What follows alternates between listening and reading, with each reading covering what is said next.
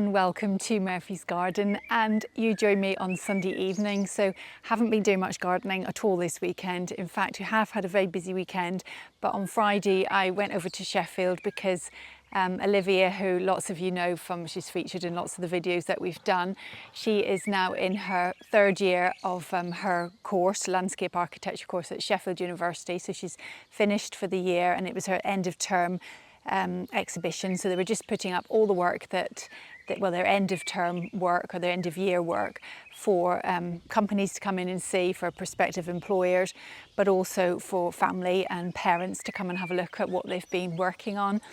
And it's in the quite iconic building, which is the Arts Tower in Sheffield, quite ugly looking 1960s tar block, but it is quite impressive when you're inside, and the lovely views looking over Sheffield are absolutely stunning. And I was just bowled over by the standard of the work that these young people are producing. It's just incredible. So sometimes I think I deal a lot in my job. I work in healthcare, so I'm dealing a lot with elderly people, and I love elderly people and I learn such a lot from them. But sometimes, you know, a lot of them have got health problems, and sometimes when you're with elderly people, you can sometimes feel a little bit down, and just being with young people and their energy and their drive, I just thought it was lovely. I really enjoyed meeting all her friends on the course and just seeing their work, and the standard of work, as you'll see, is just really good. And we also met Charlie, who some of you will remember came over and helped us for Olivia's Tat and Flower Show garden, which was last July, and it was lovely to meet him, and he stayed with us and helped us with the garden. So it was really good to see him again. And he's actually doing a garden himself this year in July, which is Hampton Court. Unfortunately, I can't go, but he's promised that he'll send some footage of the build as it happens. So perhaps we'll show that on the videos, future videos, just so you can see what he's up to. So that was lovely. So we're away, and then we've had family over the rest of the weekend. So it's been busy doing other things, but not gardening. So I've just popped out into the garden just to do the kind of, you know, weekly tasks, the watering, the deadheading, just all those kind of things. And I also, before I go to work on a Monday, I always like to take a bunch of flowers picked from the garden, and just going around the garden picking flowers made me kind of think about what it is, what you need in a border to make it look good. And when we were at the Chelsea Flower Show a few weeks ago, there was the floristry exhibition, and there was a thing just explaining what it is you need to make a good floral arrangement. You need you know, focal plants, you need the kind of airiness, you need all these different aspects that make up a good flower arrangement. And I was thinking about it, and really in the garden the same is true, isn't it? So you need plants that give you the spire-like appearance. So there are things like the salvias or the foxgloves or the delphiniums, things like that give you the spire type of shape.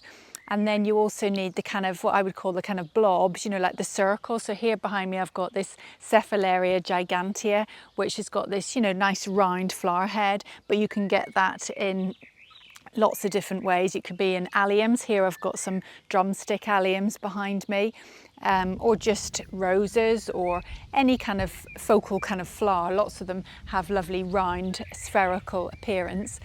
And then you also need the kind of froth. So that comes across like in things like gypsophilia, saxifraga, lots of things like that, which just give you the lightness and the airiness that's needed in the border too. So those three elements, I think, is what it takes to make a good border when you're planting. Try and choose shapes that so you're not having all the spire plants next to each other. And I have got that in some of the borders. There's an awful lot of foxgloves, and then I've got monkshood next to foxgloves. But as long as you've got, like, and then here we've got the echinops, the round, the spherical things, spherical shapes. And then the final piece in the jigsaw, I think, are the grasses, and the grasses are those kind of strappy-like appearance, and they're the kind of evergreen structure, and they give you the kind of movement. So all of those things, I think, are what it takes to make a really good border. So let's have a closer look at plants that fall into each of these categories. Certainly not an exhausted list. These are just some of the plants that I have growing in my garden, but there's masses to choose from. But just trying to think about the the form. Obviously as well, you've got to think about the colour and what works together, and also the succession of plants. You want new things coming through as the season goes on. So it's all quite hard to get your head around all this, but let's try and simplify it. So just looking in this front of this border, we've got some spire-like plants, and this is Salvia nemorosa caradonna. So this is a lovely plant, and it flowers all summer long, and it's really, really good. In front of it, I suppose you could class these as spire-like plants, and the colour contrasts quite nicely with the blue of the salvia. And this is Persicaria bistorta superba. So that's quite a nice Persicaria for low down cover. And then other spire-like plants are, of course, foxgloves, which are here. We've got some white ones. We've got some pink ones. And then in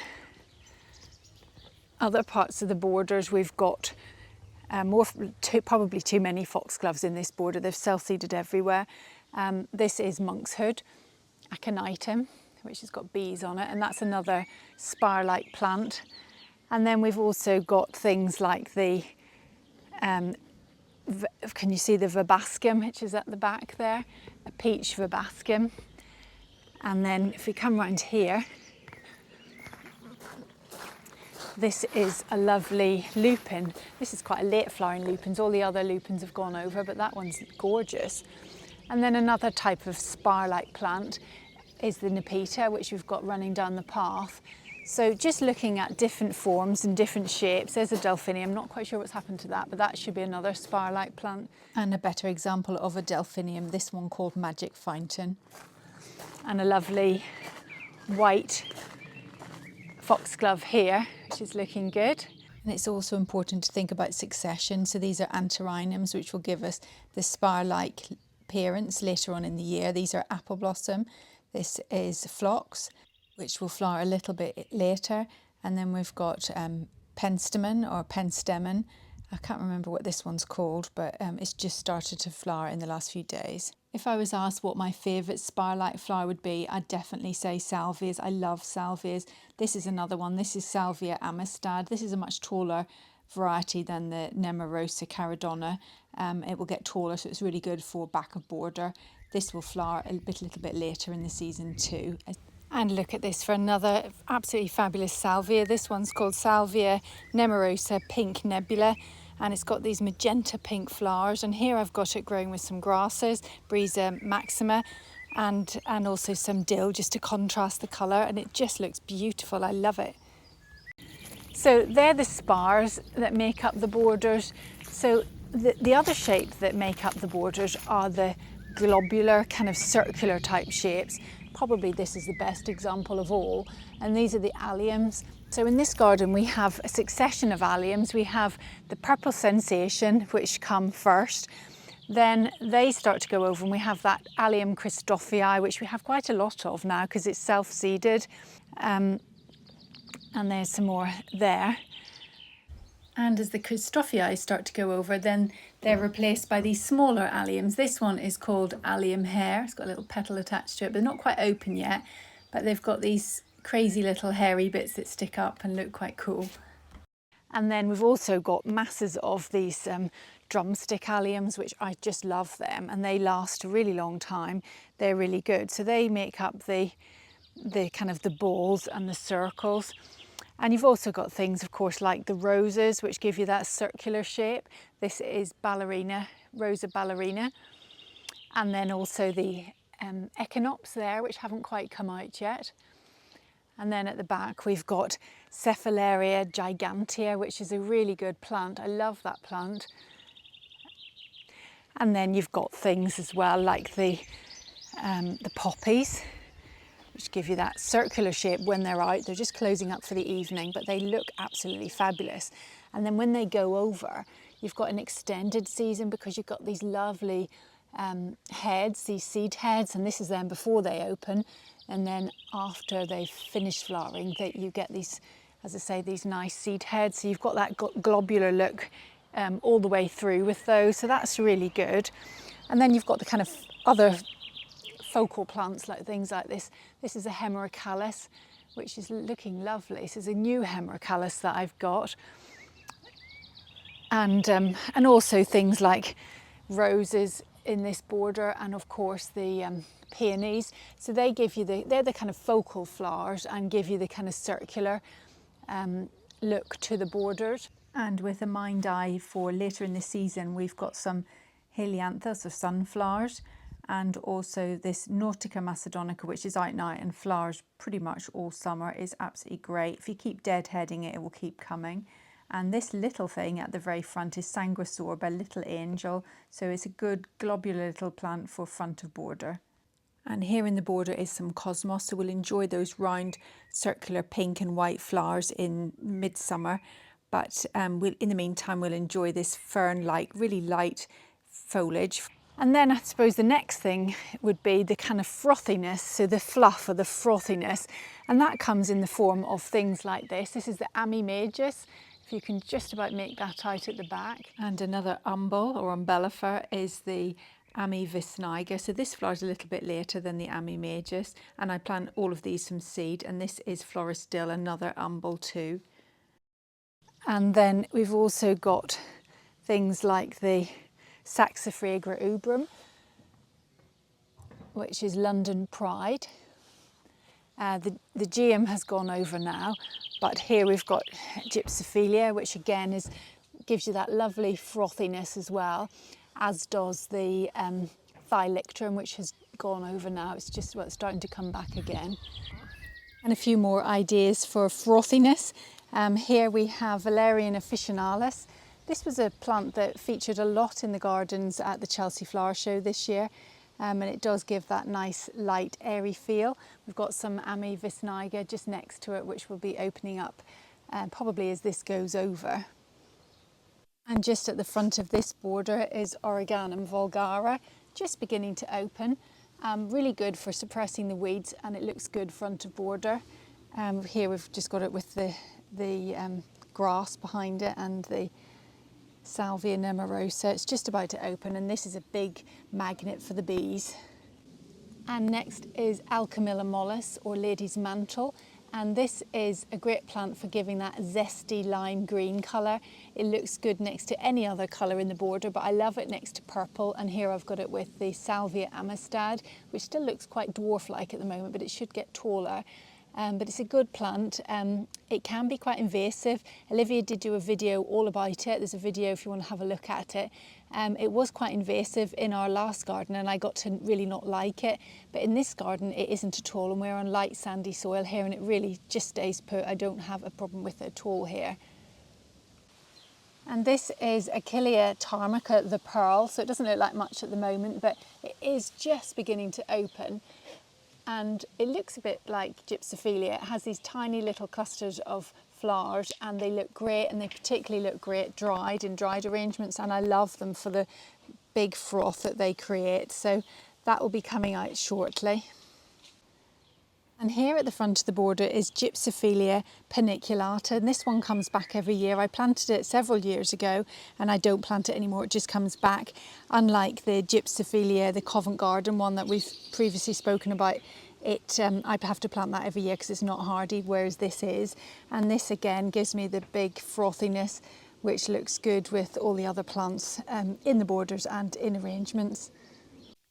And this is Achillea. This is just a small, relatively small clump of Achillea. We have got more, but it hasn't really opened yet, but this is just beginning to. And this will give, I think anything with a kind of flat head to it gives you that kind of frothiness, and I suppose this Achillea does too. So that's the last one in this section. So these are the different shapes that make up my borders, the spire-like shapes in the salvias, the globular shapes in the alliums, and the frothiness in the Valerium officinalis. But I think for a bonus prize and just to take your borders to a whole new dimension, you really do need grasses. I know lots of people really don't like grasses, but I really do. And you can see in this light breeze, the grass is just quivering and moving in the breeze, and I like that.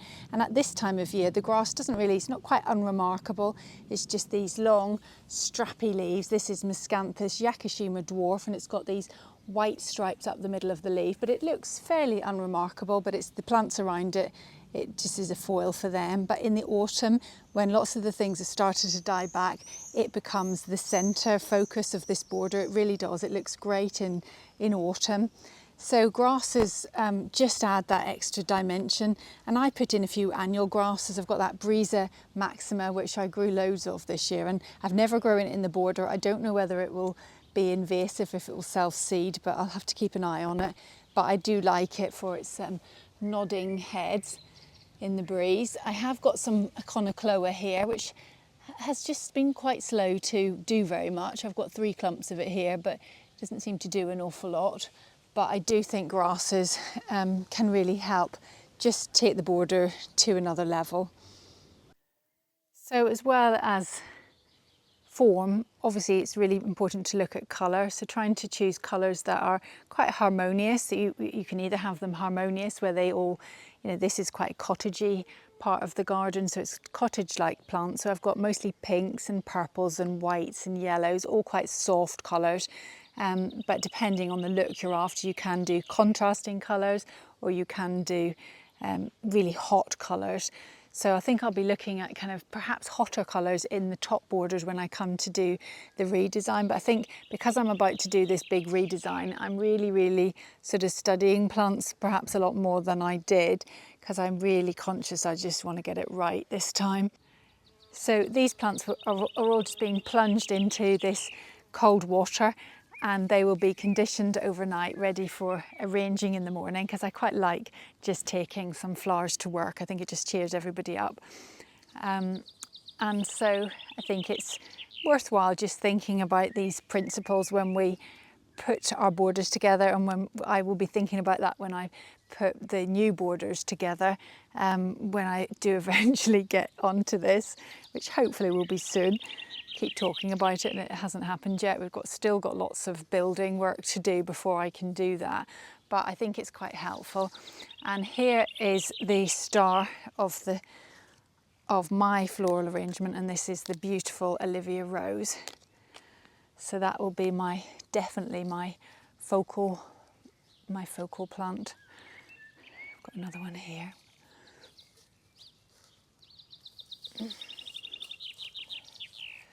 So I'll go and put these into condition, and I will arrange them tomorrow. So thank you very much for watching, and join us again in the next video. Bye for now.